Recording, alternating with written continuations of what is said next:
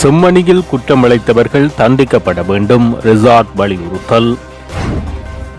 ரணில் விரைவில் வீடு திரும்புவார், வெளிநாடொன்றின் முன்னாள் ஜனாதிபதி. ரணிலில் கை வைத்த அனுர அரசு, கைதுகள் தொடரும் என ஆனந்த விஜயபால அறிவிப்பு. வரலாற்று சிறப்புமிக்க செல்வ சன்னதியான் மகோத்சவம் விசேட அறிவிப்பு. ஈஸ்டர் குண்டு தாக்குதல் நடந்தது என்ன, மீண்டும் வெளிவந்த மௌலானாவின் வாக்குமூலம். கையிட்டு விகாரை பிரச்சினைக்கு விரைவில் தீர்வு, கடத்தொழில் அமைச்சர் உறுதி. கிளிநொச்சி பொது வைத்தியசாலையில் திரைமறைவில் சதி, முன்வைக்கப்படும் கோரிக்கை. ஜனாதிபதியை சந்தித்த 7 புதிய தூதரக தலைவர்கள். 6வது நாளாக தொடரும் தபால் ஊழியர்களின் பணிப்புறக்கணிப்பு.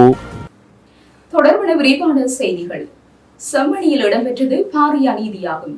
அதனை யார் செய்தாலும் அவர்களுக்கு தண்டனை வழங்கப்பட வேண்டும் என அகில இலங்கை மக்கள் காங்கிரஸ் கட்சி தலைவர் ரிசாத் பதியுதீன் தெரிவித்துள்ளார். வடக்கு, கிழக்கு மற்றும் மலையக பகுதிகளில் வாழும் தமிழ் மக்கள் எதிர்கொள்ளும் மனித உரிமை பிரச்சினைகள் தொடர்பாக சிவஞானம் ஸ்ரீதரன் நேற்று சபையில் முன்வைத்த சபை ஒத்திவைப்பு வேலை பிரேரணை மீதான விவாதத்தில் கலந்து கொண்டு உரையாற்றும் போது அவர் இதனை தெரிவித்தார். இந்த நாடு சிங்கள, தமிழ், முஸ்லிம் மக்களுக்கு சொந்தமான நாடு என்பதை ஸ்ரீதரன் உள்ளிட்ட அனைவரும் முதலில் ஏற்றுக்கொள்ள வேண்டும். அனைத்து இன மக்களும் இணைந்து போராடியே இந்த நாட்டுக்கான சுதந்திரத்தை பெற்றுக் கொண்டார்கள்.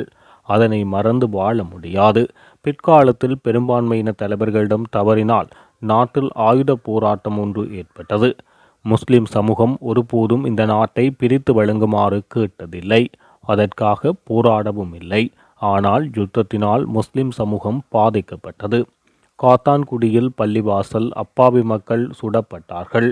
ஹஜ் கடமையை செய்துவிட்டு திரும்பிய மக்களின் ஜனாசாக்கள் எங்கே அடக்கம் செய்யப்பட்டுள்ளது என தெரியாமல் குடும்பம் இன்றும் கவலையுடன் இருக்கிறார்கள்.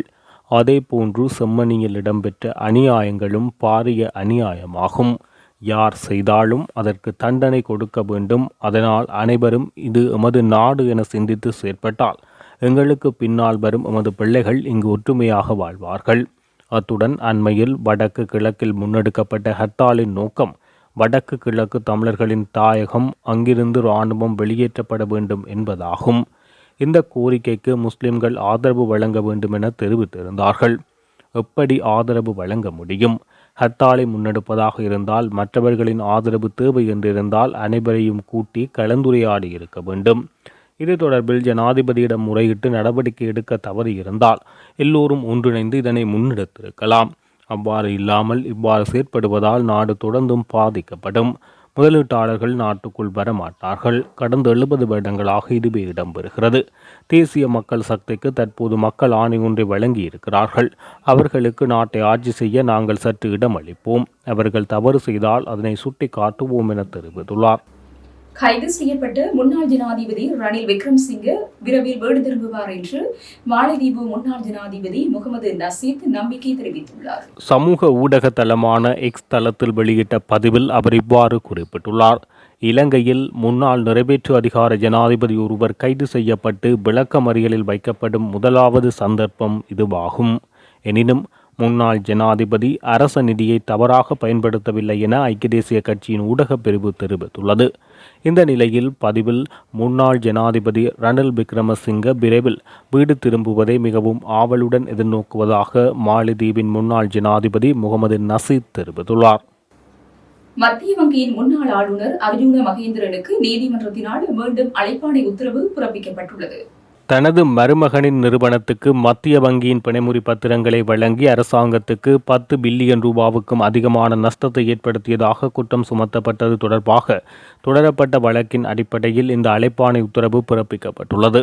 எதிர்வரும் செப்டம்பர் மாதம் 26ஆம் தேதி நீதிமன்றத்தில் முன்னிலையாகுமாறு கொழும்பு பிரதான நீதவான் தனுஜா லக்மாலிஜதுங்க அழைப்பாணை உத்தரவு பிறப்பித்துள்ளார்.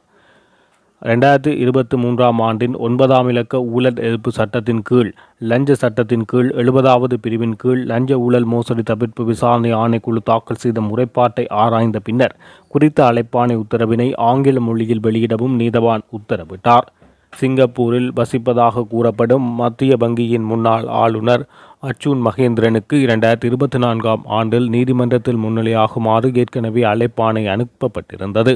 எனினும் அந்த அழைப்பாணையின் பிரகாரம் அவர் நடவடிக்கை எடுக்கவில்லை என லஞ்ச ஊழல் தடுப்பு விசாரணை ஆணைக்குழு மேலதிக அறிக்கை சமர்ப்பித்ததை அடுத்து மீண்டும் அழைப்பாணை உத்தரவு வெளியிடப்பட்டுள்ளது. நாட்டில் நாடாளுமன்ற உறுப்பினர்கள், அமைச்சர்கள் மற்றும் முன்னாள் ஜனாதிபதிகள் என அனைவருக்கும் சட்டம் சமமானது என பொது பாதுகாப்பு மற்றும் நாடாளுமன்ற விவகார அமைச்சர் ஆனந்த விஜயபால தெரிவித்துள்ளார். இலங்கையின் அரசியல் வரலாற்றில் முதன்முறையாக நிறைவேற்று அதிகாரம் கொண்ட முன்னாள் ஜனாதிபதி ஒருவர் கைது செய்யப்பட்ட சம்பவம் நேற்று பதிவாகியது. முன்னாள் ஜனாதிபதி ரணில் விக்ரமசிங்க பதவியில் இருந்தபோது அரச நிதியை தவறாக பயன்படுத்திய குற்றச்சாட்டில் கைது செய்யப்பட்டு விளக்கமறியலில் வைக்கப்பட்டுள்ளார். இது குறித்து ஆனந்த விஜயபால மேலும் தெரிவிக்கையில், குற்றம் செய்திருந்தால் அவர்களை நீதியின் முன் நிறுத்த நாங்கள் ஒருபோதும் தயங்க மாட்டோம். சட்டத்தை நடைமுறைப்படுத்துவது அந்தஸ்தை அடிப்படையாக கொண்ட ஒன்றல்ல. குற்றம் நிகழும் போது பாதிக்கப்பட்டவர்கள் மீது சட்டம் நடைமுறைப்படுத்தப்பட வேண்டும். அதுதான் தேசிய மக்கள் சக்தியின் முக்கிய நோக்கம். பாதிக்கப்பட்ட ஒவ்வொருவருக்கும் நீதியை உறுதி செய்வதில் நாங்கள் உறுதியாக உள்ளோம் என அமைச்சர் ஆனந்த விஜயபால தெரிவித்துள்ளார். வரலாற்று சிறப்புமிக்க தொண்டைமானாறு செல்வ சின்னதி ஆலய வருடாந்த மகோற்சவம் இன்றைய தினம் கொடியேற்றத்துடன் ஆரம்பமாகி திருவிழாக்கள் நடைபெற உள்ளன. எதிர்வரும் 6ஆம் தேதி காலை தேர் திருவிழாவும் மறுநாள் தீர்த்த திருவிழாவும் இடம்பெறவுள்ளது. இந்த நிலையில் ஆலய சூழலில் கடைபிடிக்க வேண்டிய பொது சுகாதாரம் சார்ந்த பொது அறிவுறுத்தல்களை வல்வெட்டித்துறை நகராட்சி மன்ற பொது சுகாதார பரிசோதகர் விடுத்துள்ளார். உணவு கையாளும் நிலையங்கள், குறிப்பாக உணவகங்கள், இனிப்பு கடைகள், மிக்சர் கடைகள், ஐஸ்கிரீம் கடைகள், கரம் சுண்டல், தும்பு மிட்டாய் போன்ற கடைகள் தத்தமது உள்ளூராட்சி சபைகளின் நடப்பாண்டுக்கான வியாபார அனுமதியை பெற்றிருத்தல் வேண்டும். உணவு கையாளும் நிலையங்களில் கடமை புரிபவர்கள் மற்றும் அன்னதான மடங்களில் கடமை புரிபவர்கள் அனைவரும் நடப்பாண்டுக்கான மருத்துவ சான்றிதழ் வைத்திருப்பதுடன் தனிநபர் சுகாதாரம் பேணுவதை உறுதிப்படுத்தல் வேண்டும் என்பதுடன் தற்காலிக கடமையில் ஈடுபடுபவர்களுக்கு தற்காலிக மருத்துவ சான்றிதழ் பெற வல்வெட்டித்துறை நகராட்சி மன்றத்தின் பொது சுகாதார பரிசோதகரை தொடர்பு கொள்ளவும். தண்ணீர் பந்தல்கள், சர்பத் கடைகள் மற்றும் ஐஸ்கிரீம் கடைகள் நடாத்துபவர்கள் அனுமதி பெறப்பட்ட கடைகளில் நீர் பரிசோதனை அறிக்கை வைத்திருப்பவர்களிடமிருந்து ஐஸ் கட்டிகளை கொள்வனவு செய்வதுடன் அதற்கான பற்றுச்சீட்டினையும் தம்பசம் வைத்திருத்தல் வேண்டும். ஆலயத்தினது சுற்றாடலில் புகையிலை சார்ந்த பொருட்களை விற்பனை செய்வதும் பயன்படுத்துவதும் முற்றாக தடை செய்யப்பட்டுள்ளது. வர்த்தக நிலையங்கள், அன்னதான மடங்கள், தண்ணீர் பந்தல்களில் பயன்படுத்தப்படும் நீரானது குடிக்கத்தக்கது என்பதனை உறுதிப்படுத்தப்பட வேண்டும் என்பதுடன் தவறும் பட்சத்தில் நகராட்சி மன்றத்தினால் வழங்கப்படும் குடிநீரை மாத்திரமே பெறப்பட வேண்டும்.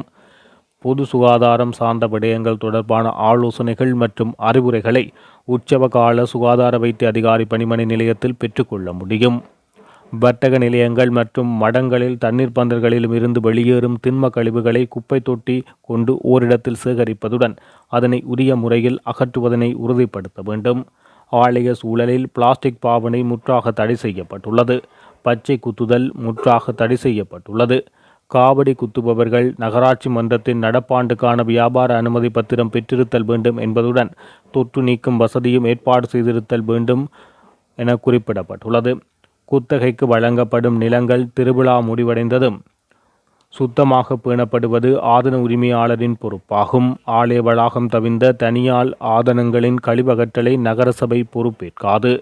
பொது சுகாதாரம் தொடர்பான சட்ட ஏற்பாடுகளை மீறுபவர்கள் மீது சட்ட நடவடிக்கை எடுக்கப்படும் என அறிவித்தல்களில் குறிப்பிடப்பட்டுள்ளது. நாட்டின் தேசிய பாதுகாப்புக்கு முழு பொறுப்பும் ஜனாதிபதி என்பதை வலியுறுத்திய முன்னைய அரசாங்கங்களும் தற்போதைய அரசாங்கமும் ஈஸ்டர் தாக்குதலின் முக்கிய சூத்திரதாரியை மறைத்து வருகிறதா என்ற கேள்வி வெளிவர ஆரம்பித்துள்ளதாக தெரிவிக்கப்பட்டுள்ளது. 2019 ஏப்ரல் 21 அன்று நடந்த ஈஸ்டர் ஞாயிறு பயங்கரவாத தாக்குதல்களுக்கு முன்னாள் ஜனாதிபதி மைத்ரிபால சிறிசேன பொறுப்பேற்க வேண்டும் என்ற நிலைப்பாடு இன்றளவும் காணப்படுகிறது. எனினும் சிறிசேன அம்பலப்படுத்திய தற்போதைய விவகாரம் ஈஸ்டர் தாக்குதலின் சூத்திரதாரிகளின் அடையாளம் காணப்பட்ட பிள்ளையான் சஹ்ரான் மற்றும் சுரேஷ் சாலேவை கடந்து முக்கிய சூத்திரதாரி உள்ளார் என்பதை உலகுக்கு அறிமுகப்படுத்தியுள்ளது. 2019 ஈஸ்டர் ஞாயிறு தாக்குதல் பின்னணியில் உள்ள மூளையாக செயல்படும் நபரை எதிர்கொள்ள இலங்கை சக்தியற்றது என மைத்ரிபால சிறிசேன கூறினார். அந்த நபர் அரசாங்கங்கள், இராணுவம் மற்றும் உளவுத்துறை நிறுவனங்களுக்கு நன்கு தெரிந்தவர் என்றும் ஆனால் அவரை அடைய முடியாது என்றும் அவர் கூறினார். அது எப்படி நடந்தது என்பது பற்றி நான் சிஐடியிடம் எல்லாவற்றையும் சொல்லியதாகவும் ஆனால் அதில் எதையும் பொதுமக்களுக்கு வெளியிட முடியாது எனவும் கூறியுள்ளார். அவ்வாறென்றால் மைத்திரியின் கருத்தில் மறைந்திருக்கும் அந்த மர்மத்தை ஏன் இலங்கை மூடி பாதுகாக்கிறது? உண்மையான குற்றங்கள் நடந்துள்ள இந்த பின்னணியின் முடிச்சு உடைக்கப்படக்கூடாது என வேண்டுமென்றே திட்டமிடப்படுகிறதா என்ற கேள்விகள் எழும்பியுள்ளதாக தெரிவிக்கப்பட்டுள்ளது. தையிட்டி சட்டவிரோத விகாரை பிரச்சினையை சுமூகமான முறையில் தீர்ப்பதற்கு நடவடிக்கைகளை எடுத்தே தீர்வோம் என கடற்றொழில் அமைச்சர் ராமலிங்கம் சந்திரசேகர் தெரிவித்துள்ளார். இன்னும் ஓரிரு மாதங்களில் அந்த பிரச்சினைக்கு அரசாங்கம் முற்றுப்புள்ளி வைக்கும் என அவர் சுட்டிக்காட்டியுள்ளார். நேற்றைய பாராளுமன்ற அமர்வில் உரையாற்றிய போது அமைச்சர் இதனை தெரிவித்துள்ளார். தொடர்ந்து உரையாற்றிய அமைச்சர், பாராளுமன்ற உறுப்பினர் ஸ்ரீதரனால் கொண்டுவரப்பட்ட பிரேரணை மிகவும் சிறப்பானது. தமிழ் மக்களுக்கு சொந்தமான காணிகள் படிப்படியாக விடுவிக்கப்படுவதுடன் தையிட்டு பிரச்சினை சுமூகமான முறையில் விரைவில் தீர்க்கப்படும். அத்துடன் காணாமல் ஆக்கப்பட்டவர்களுக்கான நீதி வழங்கப்படுவதுடன் அரசியல் கைதிகளின் விடுதலை குறித்து நடவடிக்கை எடுப்போம். 37 வருடங்களாக மூடப்பட்டிருந்த துறைமுகத்தை மக்களுக்கு வழங்கியுள்ளோம். மேலும் கடவுச்சீட்டு பெறுவதற்காக இதுவரை யாழ்ப்பாணத்திலிருந்து கொழும்புக்கு வந்தவர்களுக்காக எதிர்வரும் 1ஆம் தேதி முதல் கடவுச்சீட்டு அலுவலகத்தை யாழ்ப்பாணத்தில் திறந்து வைப்பதற்கான நடவடிக்கைகள் எடுத்துள்ளோம் என தெரிவித்துள்ளார். கிளிநொச்சி மாவட்ட பொது வைத்தியசாலை வளாகத்தில் சுமார் 5300 மில்லியன் ரூபாய் செலவில் நிர்மாணிக்கப்பட்டு திறந்து வைக்கப்பட்ட பெண் நோயியல் வைத்திய சிகிச்சை பிரிவினை உடனடியாக இயங்க வைப்பதற்கு நடவடிக்கை எடுக்க வேண்டும் என நோயாளர் நலன்புரி சங்கம் கோரிக்கை விடுத்துள்ளது. நேற்றைய தினம் கிளிநொச்சி மாவட்ட பொது வைத்தியசாலை வளாகத்தில் மேற்கொண்ட ஊடக சந்திப்பில் இவ்வாறான கோரிக்கை விடுக்கப்பட்டது. கிளிநொச்சி மாவட்ட பொது வைத்தியசாலை வளாகத்தில் நெதர்லாந்து அரசினுடைய நிதி ஒதுக்கீட்டின் கீழ் சகல வசதிகளையும் கொண்ட 160க்கும் மேற்பட்ட நோயாளர்களுக்கான படுக்கை வசதிகளை கொண்ட பெண் நோயியல் வைத்தியசாலை திறந்து வைக்கப்பட்டது. இருப்பினும் குறித்த பிரிவு இன்று வரை இயங்காத நிலையில் காணப்படுகிறது. இந்த நிலையில் குறித்த வைத்தியசாலையில் உள்ள சில வைத்திய உபகரணங்களை வேறு வைத்தியசாலைகளுக்கு மாற்றுவதற்கான நடவடிக்கைகள் திரைமறைவில் மேற்கொள்ளப்படுவதாகவும் இது தொடர்பில் பல்வேறு குற்றச்சாட்டுகள் முன்வைக்கப்பட்டு வருகின்றன. இது தொடர்பாக சுகாதார உயர்மட்டங்களில் பல கலந்துரையாடல்கள் மேற்கொள்ளப்பட்டுள்ளதாகவும் இவ்வாறான தேவை கருதி நவீன வசதிகளுடன் கூடிய இந்த பெண் நோயியல் வைத்தியசாலையை இயங்க வைப்பதற்கான நடவடிக்கை எடுக்க வேண்டும் என்ற கோரிக்கை விடுக்கப்பட்டது. 7 புதிய தூதரக தலைவர்கள் ஜனாதிபதியை நேற்று சந்தித்தனர். இலங்கையின் நட்பெயரை சர்வதேச அளவில் மேம்படுத்துவது ஒரு தூதுவரின் பொறுப்பென்று ஜனாதிபதி அனுரகுமார திசாநாயக்க இதன்போது வலியுறுத்தினார். புதிதாக நியமிக்கப்பட்ட 7 தூதரக தலைவர்களுடன் நேற்று பிற்பகல் ஜனாதிபதி அலுவலகத்தில் நடைபெற்ற கலந்துரையாடலின் போது ஜனாதிபதி அனுரகுமார திசாநாயக்க இந்த கருத்துக்களை தெரிவித்தார். புதிதாக நியமிக்கப்பட்ட தூதரக பிரதானிகளை வாழ்த்திய ஜனாதிபதி வெளிநாடுகளில் உள்ள இளைஞர்களுக்கு சேவைகளை வழங்குவதில் எவ்வித பாகுபாடும் இல்லாமல் நியாயமாக செயல்பட வேண்டும் என்றும் அவர்கள் எதிர்கொள்ளும் பிரச்சினைகள் குறித்து உன்னிப்பாக கவனம் செலுத்தி உடனடியாக தலையிடுமாறும் அறிவுறுத்தினார். மேலும் இலங்கை தற்போது பொருளாதார ஸ்திரத்தன்மை நோக்கி நகர்ந்து வருவதாகவும் எனவே நாட்டின் தற்போதைய தேவைகள் மற்றும் சவால்களை புரிந்து கொண்டு செயல்படுவது முக்கியம் என ஜனாதிபதி குறிப்பிட்டார். குறிப்பாக வெளிநாட்டு வருமானம் ஈட்டுவதில் முதலீடு, ஏற்றுமதி, சுற்றுலா மற்றும் வேலைவாய்ப்பு ஆகிய 4 துறைகளில் தூதரகங்களுக்கு விசேட பொறுப்பு இருப்பதாகவும் அதற்காக அர்ப்பணிப்புடன் செயல்படுமாறும் வலியுறுத்தினார். பொருளாதாரத்தின் வெளிப்புற ஸ்திரத்தன்மையை நிலைநாட்டுவதில் முக்கிய காரணியாக இருக்கும் அனைத்து அந்நிய செலாவணி வழிகளும் தூதரகங்களுடன் இணைக்கப்பட்டுள்ளது என்றும் இதன் மூலம் இலங்கை பொருளாதாரத்துக்கு பெரும் பங்களிப்பை வழங்க முடியும் என ஜனாதிபதி மேலும் சுட்டிக்காட்டினார். மேலும் வெளிநாடுகளுடன் சுதந்திர வர்த்தக ஒப்பந்தங்கள் மற்றும் முன்னுரிமை வர்த்தக ஏற்பாடுகளை செய்வது காலத்தின் தேவை என வலியுறுத்தினார். யாழ்ப்பாணத்தில் இன்றைய தினம் நடைபெறவிருந்த இசை நிகழ்வு தவிர்க்க முடியாத காரணத்தால் பிற்போடப்பட்டுள்ளதாக ஏற்பாட்டாளர்கள் அறிவித்துள்ளனர். யாழ்ப்பாணம் மத்திய கல்லூரி மைதானத்தில் இன்றைய தினம் சனிக்கிழமை மாலை மாபெரும் இசை நிகழ்வுக்கான ஏற்பாடுகள் செய்யப்பட்டிருந்தன. யாழ்மண்ணே வணக்கம் என்னும் இசை நிகழ்வில் தென்னிந்திய பிரபல பாடகர்களான மனு, சைந்தவி, கார்த்திக், தீப்தி, இசையமைப்பாளர் சிற்பி ஆகியோர் கலந்து கொள்ள இருந்தனர். இசை நிகழ்வுக்காக சில கலைஞர்கள் தென்னிந்தியாவிலிருந்து யாழ்ப்பாணம் வருகை தந்திருந்த நிலையில் திடீரென இசை நிகழ்வு பிற்போடப்பட்டுள்ளதாக அறிவிக்கப்பட்டுள்ளது. குறித்த இசை நிகழ்வுக்காக 10,000 ரூபாய், 5,000 ரூபாய், 3,000 ரூபாய் மற்றும் 1,500 ரூபாய் ஆகிய விலைகளில் நுழைவுச்சீட்டுகள் விற்பனை செய்யப்பட்டது. நிகழ்வு தவிர்க்க முடியாத காரணத்தால் பிற்போடப்பட்டுள்ளதாகவும் நிகழ்வு பிறிதொரு தினத்தில் நடாத்தப்படும் எனவும் அதற்கான திகதி பின்னர் அறிவிக்கப்படும் எனவும் ஏற்பாட்டாளர்கள் தெரிவித்துள்ளனர். கோரிக்கைகளை முன்வைத்து தபால் ஊழியர்கள் ஆரம்பித்த பணி நிறுத்தம் இன்று 6வது நாளாகவும் தொடர்கிறது. இந்த நிலையில் மத்திய தபால் பரிமாற்றத்தில் குவிந்து கிடக்கும் தபால் பைகளை சட்டவிரோதமாக அகற்றியவர்கள் மீது சட்ட நடவடிக்கை எடுக்கப்படும் என கூட்டு தபால் தொழிற்சங்க முன்னணியின் இணை அழைப்பாளர் ஜிந்தக பண்டார தெரிவித்துள்ளார். இத்துடன் ஜெஃப்னக்லரியின் மதிய நேர பிரதான செய்திகள் நிறைவடைகின்றன. மேலதிக செய்திகளை அறிந்து கொள்ள www.jeffnaglary.lk என்ற இணையதளத்தின் ஊடாக இணைந்து கொள்ளுங்கள்.